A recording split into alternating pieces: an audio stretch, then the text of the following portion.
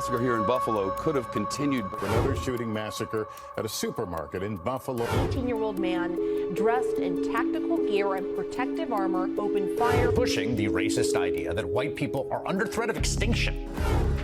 The mass shooting in Buffalo is seen by many as another wake-up call for the U.S. to tackle its deep-rooted racial issue. This is enough, and no more thoughts and prayers. It's time for actions and deeds to solve this problem. But many are pessimistic, with little faith in politicians. Get angry and justifiably so. But those in power don't care how angry you get. Others are blaming what they call a rotten system. I'm not just fighting police violence, I'm fighting the source of it. Right? This social, political, economic system, which you heard me earlier, call it a low-down, dirty, filthy, rotten system, and that's what it is.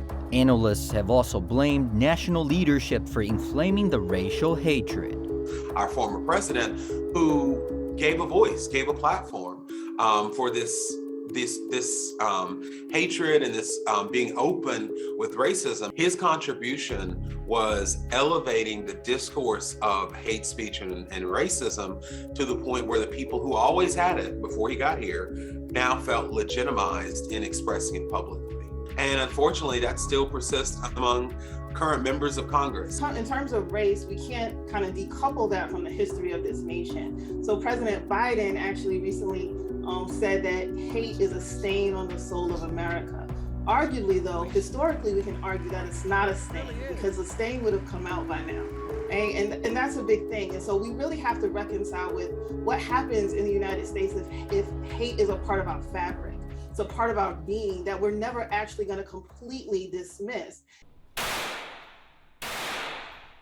To stop hate crimes, particularly racially motivated mass shootings, the U.S. has to solve the gun violence issues too. In 2019, New York State passed a red flag law. It allows teachers, law enforcement, or relatives to ask the courts to temporarily block an individual from getting their hands on a firearm.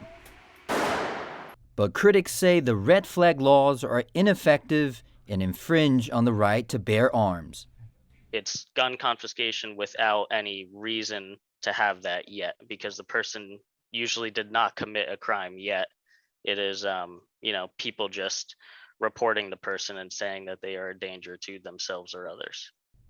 What makes the gun issue more complex is that gun regulations vary from state to state.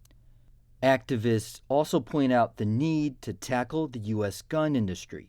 Well, I think that I live in a country that prioritizes guns over people. Our politicians gave their soul to the gun industry. That's a huge barrier to fight against with.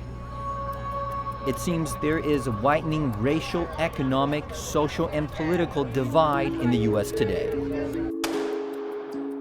Gun violence is becoming more rampant and racially motivated mass shootings more frequent. How many more American families will have to lose their loved ones due to mass shootings?